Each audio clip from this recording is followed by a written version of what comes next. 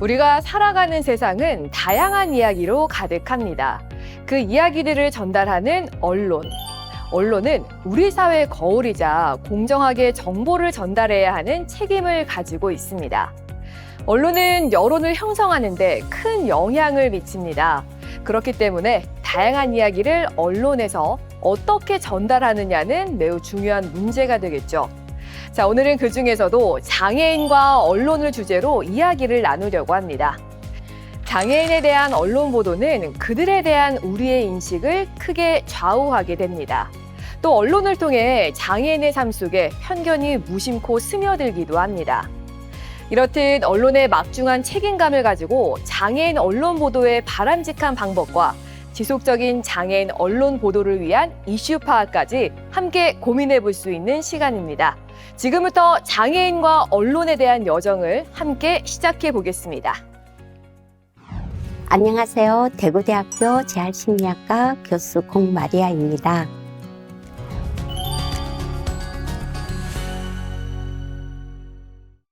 먼저 장애와 언론과 관련된 강의를 시작하기 전에 스님들은 장애인이란 어떤 사람을 말을 한다고 생각을 하십니까?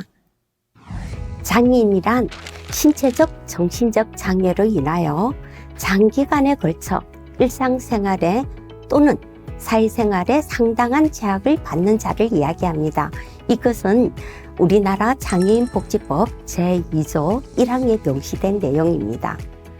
이 법의 적용을 받는 장애인은 제1항에 따른 장애인 중 다음 각호에 해당하는 장애가 있는 자로서 대통령령으로 정하는 장애의 종류 및 기준에 해당하는 자를 말을 합니다. 먼저 신체적 장애라고 할 수 있는데요. 이 신체적 장애는 한 주요한 외부 신체 기능의 장애, 내부 기관의 장애 등을 이야기하는 부분입니다. 그래서 지체장애인, 그리고 시각장애인, 청각장애인, 안면장애인, 또 내부 기관의 장애로서는 장루, 요루, 신장, 심장 이런 장애인을 말을 하는 것입니다. 그리고 정신적 장애란 말은 발달장애, 즉 여러분들이 너무나 잘 알고 있는 지적장애, 자폐 스펙트럼 장애를 이야기하고요. 또한 정신질환으로 발생하는 장애, 즉 정신장애인을 이야기합니다. 이번 차시에서는 장애인과 언론에 대해서 알아보고자 합니다. 먼저 우리가 사람답게 살아가기 위해서 누구에게나 보장되어야 하는 권리가 어떤 걸까요? 또 사람이라면 당연히 가지는 권리는 어떤 걸까요? 이러한 부분을 우리는 인권이라고 이야기를 합니다. 1948년 유엔 세계 인권 선언에서 인간은 누구나 태어나면서부터 사람답게 살 권리를 가지고 있다고 하고 있죠. 우리나라 헌법 제10조에서도 모든 국민은 인간으로서 존엄과 가치를 지니며 행복을 추구할 권리를 가진다라고 명시되어 있습니다. 이것은 인간이라면 누구나, 즉 장애인이라 할지라도 차별받지 않을 권리, 인간이라면 누구나 당연히 누려야 할 권리, 장애인도 누려야 하는 권리를 가지고 있다라는 것을 말하는 것입니다. 그럼에도 불구하고 장애인들은 우리가 갖고 있는 편견으로 인한 차별을 경험하겠다라는 보고를 저희가 종종 듣고 있죠. 제가 이 부분을 생각하면서 하나의 시를 여러분들에게 소개드리고자 합니다. 꽃과 잡초는 구분되는 것이 아니다. 잡초란 인간이 붙인 지극히 이기적인 이름일 뿐이다. 그리고 제비꽃은 장미꽃을 부러워하지 않는다. 이 세상에 예쁘지 않는 꽃은 없다. 이 시는 정호성님의 이 시를 가슴에 품는다 중에서 예쁘지 않는 꽃은 없다 라는 부분입니다.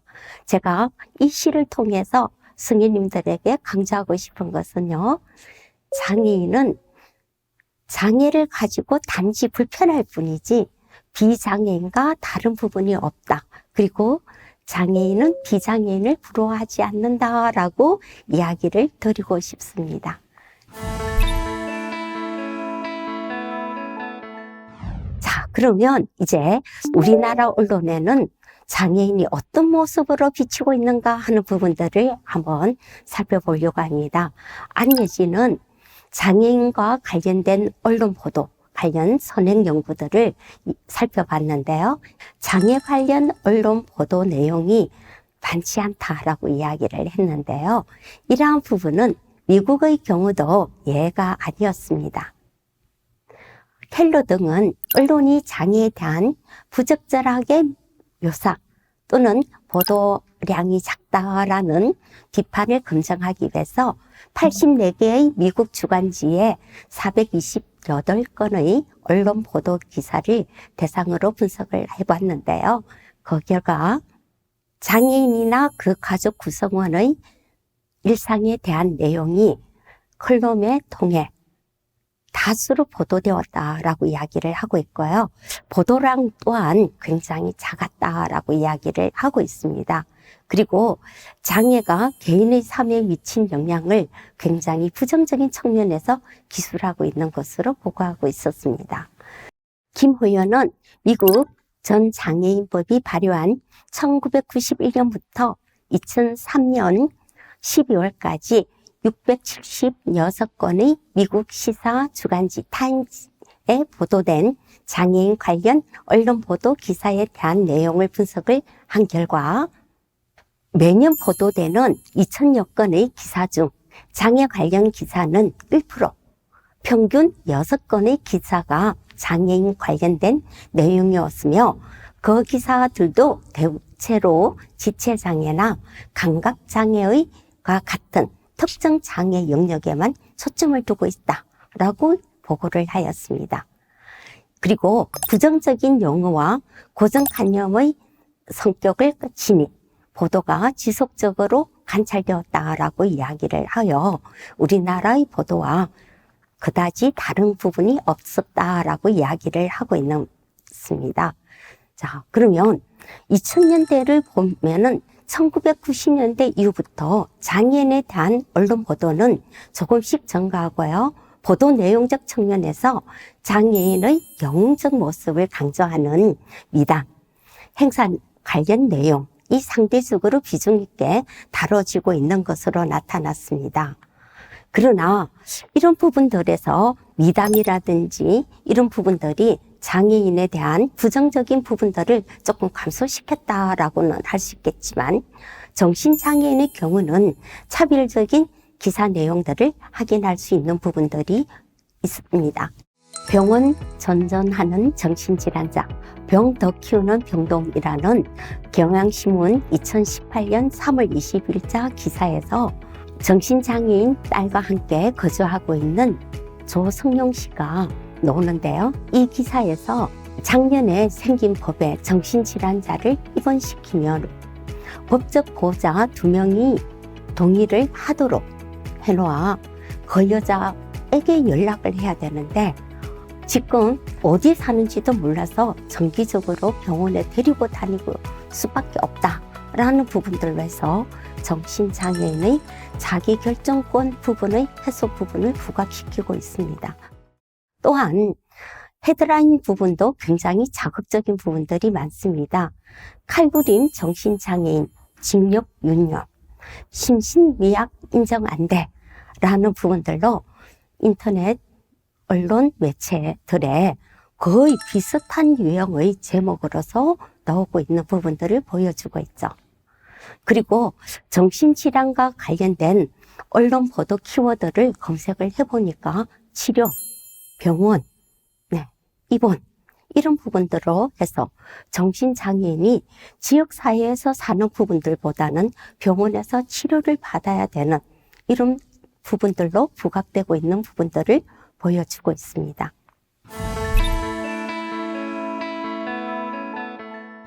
그럼에도 불구하고 장애인이 언론에 대해서 관심을 기울이는 이유는 뭘까요? 이것은 아마도 언론의 역할 때문이 아닐까라고 생각이 됩니다.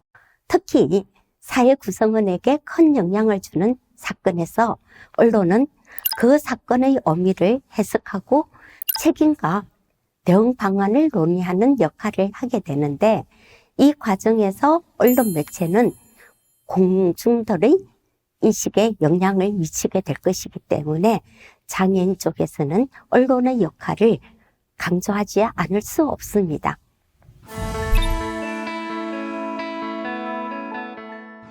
최근에는 언론 보도에서 보도 대상에 대한 인간적인 측면들을 고려하여 기사를 작성하고 있음에도 불구하고 몇 가지 눈에 띄는 점을 살펴보면, 보도 내용을 굳이 장애인과 관련시키지 않아도 될 기사인데도 불구하고 장애인을 넣어서 보도하는 경우, 이 경우 산업 현장에서 안전 준칙을 제대로 지키지 않아서 난 사고임에도 불구하고 지적장애인을 관련시키고 있습니다.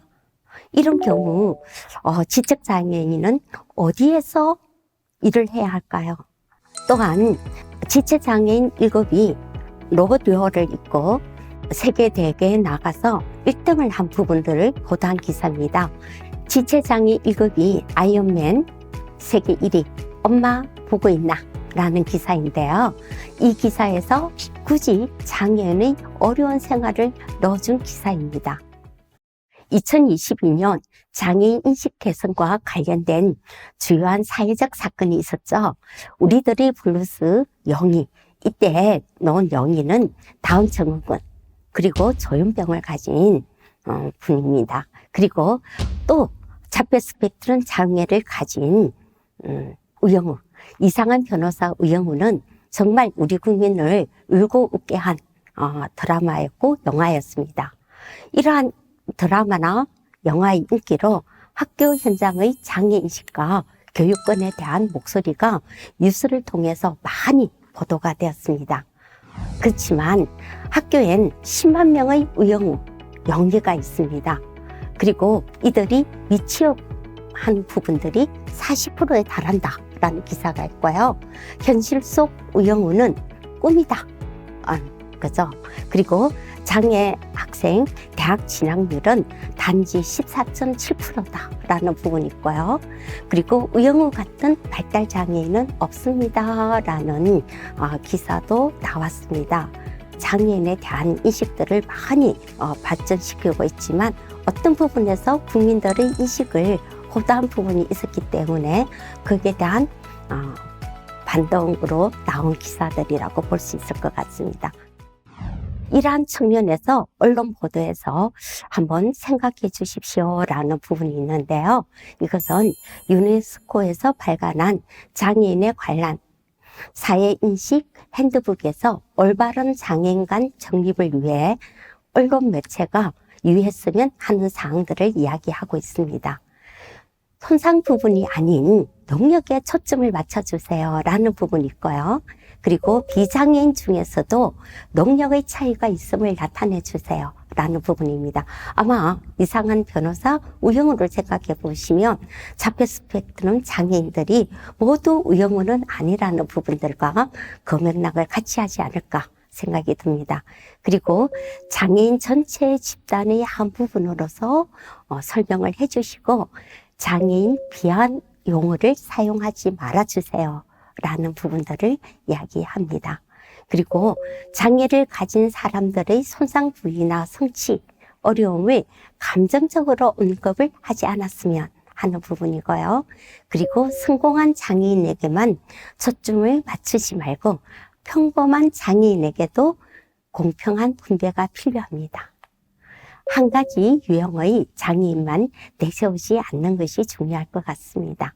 일반적인 장애인에 대한 부정적 이미지에 동조해서 그 이미지를 고정화시키지 않는 것이 필요하다라고 이야기하고 있어 제가 정신장애인에 대해서 말씀드린 부분 아마 생각해 보실 수 있을 것이라고 믿습니다.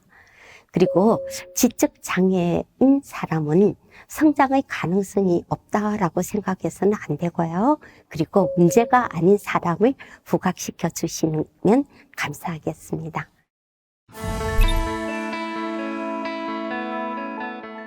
바람직한 언론 장애인에서의 언론 보도는 어떻게 해주시면 좋을까요? 개방적이고 객관적인 관점에서 제공하는 다양한 장애인 관련 보도를 통해 대중에게 장애인에 대한 정확한 이해 및 인식 변화를 줄 수 있는 기사의 작성이 필요하다고 말씀드리고 싶습니다. 정신장애인 경우는 부정적인 부분보다는 긍정적인 부분에 노출되는 경우가 굉장히 적었습니다. 근데 여기 ABO 뉴스에서 말한 정신장애인 고용 대책 없는 장애인 고용 정책, 이런 부분들은 굉장히 시사성이 높다라고 하고요. 바람직하다라는 부분들을 강조하고 싶습니다. 그리고 또한 바람직한 언론 보도 내용이 장애인 날을 맞아 야구장에서의 장애인 접근성을 지지하면서 비판과 대안을 제시한 기사가 매우 바람직하다라고 제가 느꼈습니다. 그리고 자극적인 헤드라인은 지양해 주십시오 라는 부분을 말씀드리고 싶은데요. 이 부분들에서 제가 어떤 부분이 좋을까라는 고민을 하다가 휠체어 장애인은 정면 못 보는 버스, 대법 휠체어 전용 공간 없는 버스, 장애인 차별, 어떤 헤드라인이 더 바람직할까요? 이 부분은 제가 말씀드리지 않아도 승인님들이 너무나 잘 판단하실 수 있을 것이라고 생각됩니다. 자, 그리고 기사 내용에 있어서 객관적이고 논정적인 작성을 요구하고 싶습니다. 굳이 장애인이 영웅해야 할 필요는 없다라고 생각을 하기 때문이고요. 장애인의 통합과 관련된 공유된 인식을 통한 언론 보도, 그리고 장애인의 지역사회 내에서의 자립생활에 관심을 기울여 주시고 장애인의 인권 및 자기결정권에 관심을 기울여 주십시오. 장애인에 대한 생활 지원과 구체적인 지원 방법 논의와 사회적 담론 형성을 통한 사회적 통합, 사회제도적 사전 준비를 해주신다면 지속적인 언론 보도를 위한 이슈 개발에 절대 자원이 모자라지 않을 것 같습니다. 지금까지 장애인의 인권적 측면, 그리고 장애인 관련 언론 보도에 대해서 살펴보았습니다. 이 강의를 통해서 장애인 관련 언론 보도가 한 단계 더 성숙되는 계기가 되었으면 합니다. 경청해 주셔서 감사합니다.